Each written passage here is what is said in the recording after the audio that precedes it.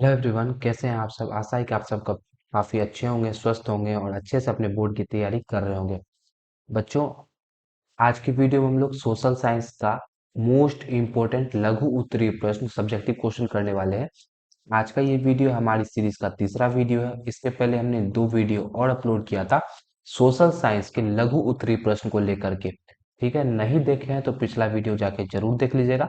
Link आपको नीचे description में मिल जाएगा। इतना अच्छा तरह से आपको सब्जेक्टिव क्वेश्चन करा देंगे कि सारा का सारा क्वेश्चन आपको क्लास में ही याद हो जाएगा।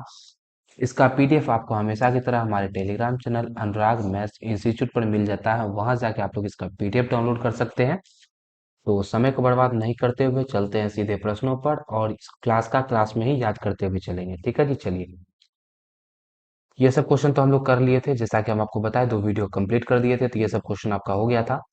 चलिए, 11 नंबर क्वेश्चन से हम लोग करते हैं। नापाम और एजेंट ऑरेंज क्या था? 2015 में और 2019 में पूछा गया प्रश्न है। जो भी क्वेश्चन हम लोग करते हैं, सारा का सारा क्वेश्चन प्रीवियस ईयर का होता है, पिछले वर्षों में पूछा गया होता है, इसीलिए काफी ज्यादा इंपॉर्टेंट प्रश्न है। ठीक है, चलिए जी।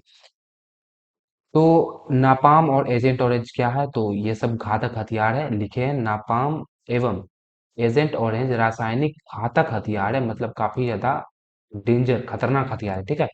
अमेरिका ने इसका उपयोग वियतनामी युद्ध में किया था। वियतनाम से जब युद्ध कर रहा था तो अमेरिका जो है ये दोनों जो औजार है, हथियार है, इसका उपयोग किया था। नापाम में गैसोलीन मिला होता है जो ज्वलनशील होने के कारण त्वचा से चिपक कर जलता है। ये जो नापाम आप लोग देख रहे हैं ना भैया, इसमें एक केमिकल मिला होता है। ठीक है। और जैसे हम लोग का चमड़ा में चिपकता है ना, जलने लगता है। तो वही लिखा है, नापाम में गैसोलीन मिला होता है जो ज्वलनशील होने के कारण, मतलब जलने वाला होने के कारण हमारे त्वचा से चिपक कर जलता रहता है। एजेंट ऑरेंज खतरनाक जहर है। एजेंट ऑरेंज क्या है? जहर है। एजेंट ऑरेंज नाम कैसे पड़ा? क्या कि ये जो है ना, ये जो जहर है, इसको ऑरेंज रंग का डब्बा में रखा जाता था। इसको जिन ड्रमों में रखा जाता था उन पर ऑरेंज रंग की पट्टी बनी हुई होती थी। इसका प्रयोग जन इससे जन धन की भारी हानि हुई। इसके प्रयोग से दोनों जन का भी और धन का भी, दोनों का काफी ज्यादा हानि हुआ। तो नापाम और एजेंट ऑरेंज क्या है, आप लोग अच्छे से समझ गए होंगे। नापाम और एजेंट ऑरेंज दोनों जो है रासायनिक हथियार है। ठीक है, गोली बंदूक ने रासायनिक हथियार है, केमिकल से बना हुआ है। नापाम में क्या होता है भैया? नापाम जो है, नापाम में गैसोलीन मिला हुआ होता है, जिससे क्या होता है कि ये तो जलने वाला पदार्थ है और त्वचा से चिपकता है, तो जलता है, शरीर हमारा जलता है। दूसरा एजेंट ऑरेंज क्या है? तो एक प्रकार का जहर है। ठीक है, एजेंट ऑरेंज नाम कैसे पड़ा? तो इसको जिस ड्रम में रखा जाता था तो ये ऑरेंज रंग का होता था, इसीलिए इसका नाम क्या हो गया? एजेंट ऑरेंज हो गया। इसका प्रयोग कहाँ हुआ था? तो अमेरिका इसका प्रयोग वियतनामी युद्ध में किया था, वियतनाम के खिलाफ किया था। ठीक है, तो वियतनाम को काफी ज्यादा क्षति भी हुआ था इससे। चलिए, अगला प्रश्न है कि असहयोग आंदोलन को गांधी जी ने क्यों स्थगित कर दिया था? 2021 में पूछा गया। स्थगित कर दिया मतलब रोक दिया था। तो देखिए, समझते हैं पहले, उसके बाद इसको पढ़ेंगे।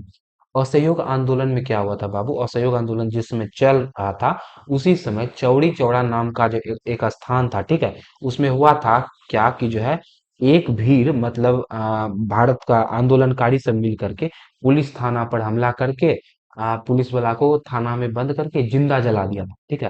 तो इस घटना से क्या हुआ, गांधी जी आप सबको पता होगा कि जो है सत्य और अहिंसा पर चलते थे। यहाँ तो हिंसा हो गया। तो हिंसा जानते थे कि यदि आंदोलन में हिंसा हो गया तो आंदोलन सफल हो ही नहीं सकता है। इसीलिए जो है वो आंदोलन को बंद कर दिए थे, स्थगित कर दिए थे। ठीक है। क्यों किए थे? काहे कि चौड़ी चौरा नाम के स्थान पर पुलिस वाला को मार दिया गया था और इसमें अहिंसा हो गया था। आंदोलन में अहिंसा होने के कारण जो है ये आंदोलन को रद्द किया गया था, स्थगित किया गया था। चलिए, अब पढ़ते हैं। महात्मा गांधी द्वारा आरंभ किया गया असहयोग आंदोलन 1920 से 22 के बीच में चला था। प्रथम जन आंदोलन था, पहला जन आंदोलन था। गांधी जी का यह आंदोलन सत्य और अहिंसा के सिद्धांत पर आधारित था। किस सिद्धांत पर आधारित था बाबू? तो सत्य और अहिंसा के सिद्धांत पर। इस आंदोलन को समाज का हर वर्ग अपना समर्थन दे रहा था। ये जो आंदोलन था, असहयोग आंदोलन, इसमें हर वर्ग, मतलब जितना भी वर्ग है, निम्न वर्ग से उच्च वर्ग तक, जैसे व्यापारी, किसान, श्रमिक, सब कोई जो है इसमें अपना अपना समर्थन दे रहा था। लेकिन 5 फरवरी 1922 को गोरखपुर, उत्तर प्रदेश में गोरखपुर है, वहीं पे चौड़ी चौड़ा नाम का स्थान है, पर आंदोलनकारियों की भीड़ ने पुलिस थाना पर हमला कर 22 पुलिसकर्मियों को जिंदा जला दिया था। हम आपको बता दिए कि पुलिसकर्मी मतलब पुलिस का कर्मचारी जो था, उसको जिंदा जला दिया गया था। अब कितना जलाया था ये भी याद रखेंगे, तो 22 पुलिसकर्मी को जला दिया गया था। इस घटना से गांधी जी काफी दुखित हुए। इस घटना से गांधी जी को काफी दुख हुआ। चूंकि उनका आंदोलन पूरी तरह से अहिंसात्मक था, अतः उन्होंने असहयोग को स्थगित करने का निर्णय लिया। यही कारण था कि असहयोग आंदोलन जो स्थगित हो गया, उसको रोक दिया गया। ठीक है जी, चलिए अगला प्रश्न है कि चंपारण सत्याग्रह का संक्षिप्त परिचय दें। देखिए 2021 में और 2022 में पूछा गया है। तो चंपारण सत्याग्रह के बारे में आप लोग को थोड़ा मोड़ा तो पता होगा कि भैया चंपारण जो बिहार का एक जिला चंपारण है, और वहां पर क्या होता था कि अंग्रेज जो है हमारे किसान से क्या करवाते थे, जबरदस्ती नील की खेती करवाते थे, और किसान को अपनी भूमि का 3/20 हिस्सा पर जबरदस्ती मजबूरी में नील की खेती करनी पड़ती थी। जगह बहुत ज्यादा उपजाऊ था, नील की खेती करने से क्या होता था, जगह बंजर हो जाता था। तो इसीलिए किसान जो है नील का खेती नहीं करना चाहते थे। और ऊपर से किसान को कुछ फायदा भी नहीं होता था। नील का खेती से क्या फायदा होगा, कुछ नहीं होगा, अनाज से फायदा भी होगा, लेकिन नील का खेती से क्या फायदा होगा, तो कोई फायदा नहीं होगा। तो यही सब वजह था। तो चलिए इसको अब हम लोग पढ़ते हैं। चंपारण सत्याग्रह अप्रैल 1917 में बिहार के चंपारण जिले में हुआ था। चंपारण सत्याग्रह कहाँ हुआ था, चंपारण जिले में हुआ था। जिसके कारण वहां के किसान के ऊपर नील्हे बागान मालिकों का अत्याचार था। जिसका कारण वहां के किसान के ऊपर बागान मालिकों का अत्याचार था। सत्याग्रह का क्या कारण था, अत्याचार कारण था, नील्हे बागान के मालिकों का। चलिए उस समय चंपारण के बागान व्यवस्था में के अंतर्गत नील की खेती बड़े पैमाने पर की जा रही थी। चंपारण में नील की खेती काफी ज्यादा करना पड़ रहा था। अंग्रेज किसानों को तिनकठिया प्रणाली के अंतर्गत नील की खेती करने को बाध्य कर देते। अंग्रेज जो है किसान को तिनकठिया प्रणाली के अंतर्गत नील का खेती उससे जबरदस्ती करवा देते। इस व्यवस्था के द्वारा किसानों को अपनी सबसे अच्छी उपजाऊ भूमि के 3/20 भाग पर नील की खेती करनी होती थी। कितने भाग पर, 3/20 भाग। मतलब कि अगर उसके पास 20 कट्ठा जमीन है तो उसमें से 3 कट्ठा पर नील का खेती उसको करने पड़ेगा। किसान नील उपजाना नहीं चाहते थे, क्योंकि इससे जमीन की उर्वरता कम हो जाती थी। किसान को उपज का उचित मूल्य भी नहीं मिल पाता था। अब जितना भैया जितना उपजाया उसका सही सही दाम मिल जाए तो खेती करें, लेकिन उसका दाम भी नहीं मिलता था। जिससे उनकी स्थिति काफी दयनीय हो गई, जिससे किसान का स्थिति खराब हो गया। इन्हीं बातों को लेकर महात्मा गांधी ने चंपारण में सत्याग्रह का सफल प्रयोग किया। इसी कारण जो है चंपारण में सत्याग्रह महात्मा गांधी जी चलाए। 1918 में चंपारण एग्रेरियन कानून पारित कर नीलों पर अत्याचार को रोक दिया गया, और तिनकठिया प्रणाली समाप्त कर दी गई। 1918 में तिनकठिया प्रणाली समाप्त हो गया था। चंपारण में जो आंदोलन किए थे गांधी जी वो सफल रहा, इससे यही पता चलता है। ठीक है जी, और इसका पीडीएफ तो आपको मिल ही जाएगा। चलिए अगला क्वेश्चन को हम लोग देखते हैं। अगला प्रश्न है कि दांडी यात्रा का उद्देश्य क्या था। देखिए 2020 में पूछा गया है कि दांडी यात्रा जो चलाया गया था उसका उद्देश्य क्या था। चलिए तो उद्देश्य हम लोग समझते हैं। दांडी यात्रा 12 मार्च 1930 को चलाया गया था, शुरू हुआ था, ये बात तो पता ही होगा। नमक कानून भंग करने के लिए की गई थी। कब किया गया था, तो 12 मार्च 1930 को शुरू किया गया था। और उसके बाद क्यों किया गया था, तो नमक कानून को भंग करने के लिए। किसको, नमक कानून जो बनाया गया था, अंग्रेज नमक पर टैक्स ले रहा था, उसको तोड़ने के लिए गांधी जी ने दांडी यात्रा शुरू किया था, दांडी मार्च शुरू किया था। नमक के उत्पादन पर सरकारी नियंत्रण था, नमक के उत्पादन पर सरकार का नियंत्रण था।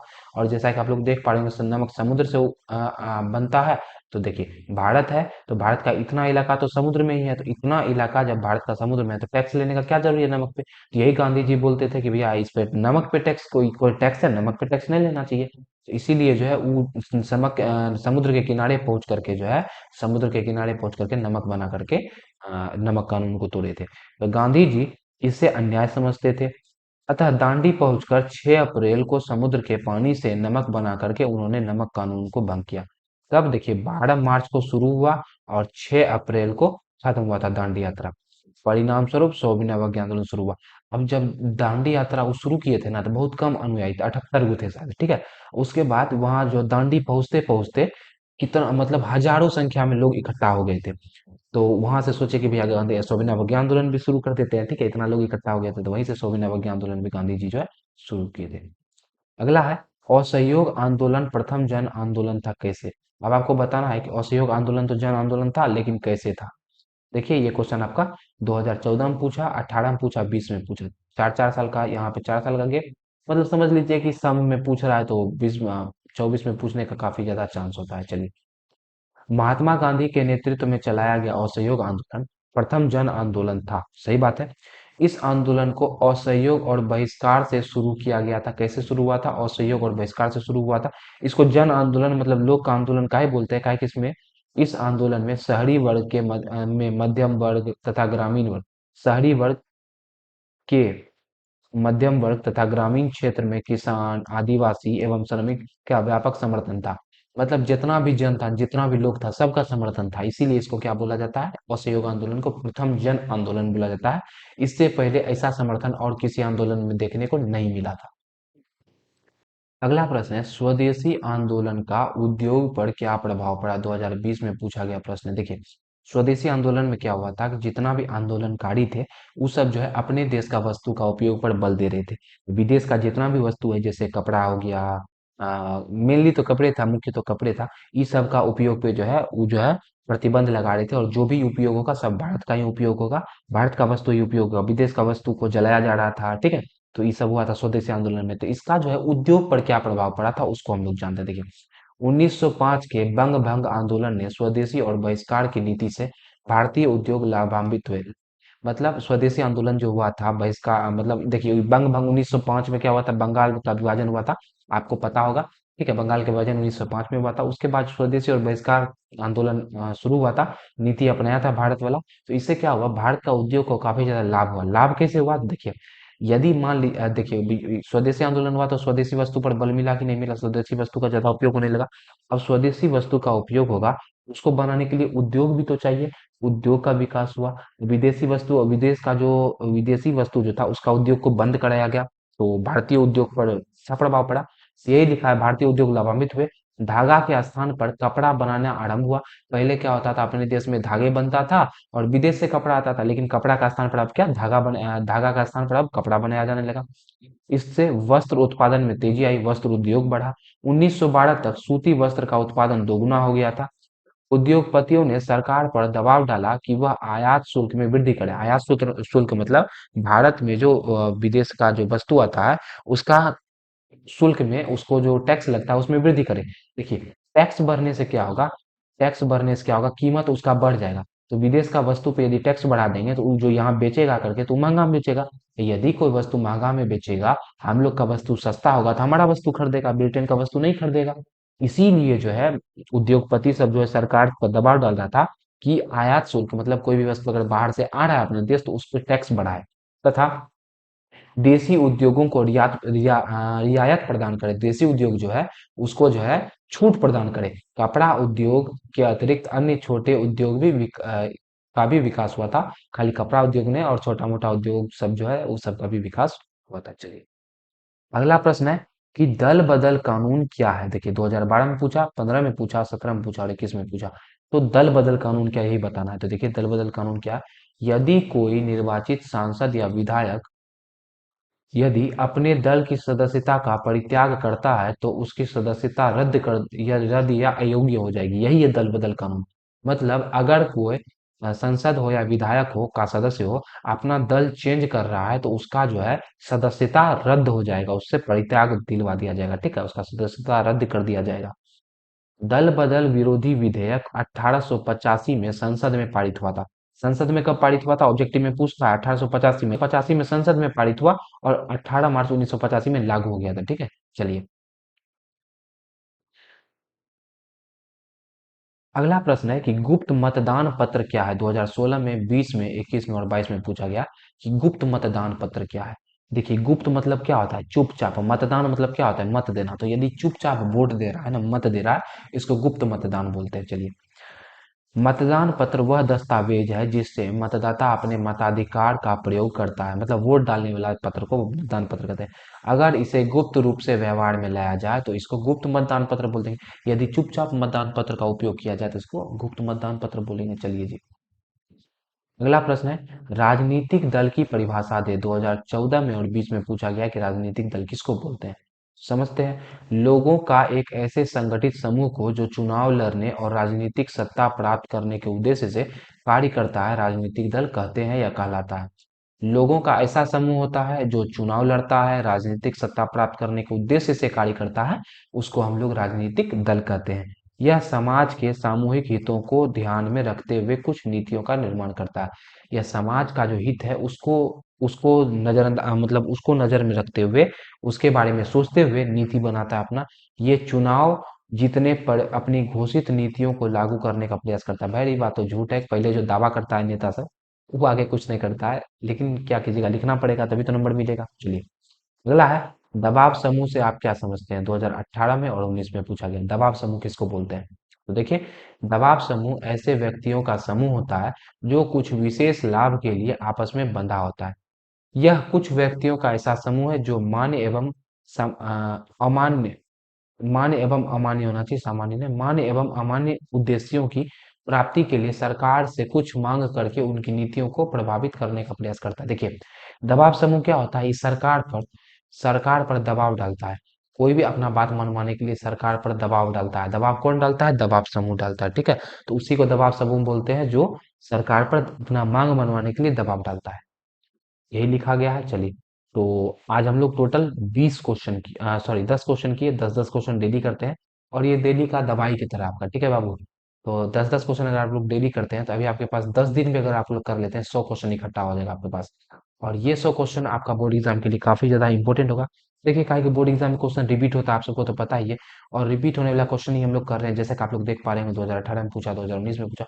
इसी तरह का रिपीटेड क्वेश्चन हम आपके लिए लेकर के आते हैं। तो इसीलिए आप हमारे चैनल को सब्सक्राइब भी कर सकते हैं। डेली आपको 7 बजे क्लास देखने को मिलती है। तो 7 बजे चैनल पे लाइव जरूर आ जाया कीजिए।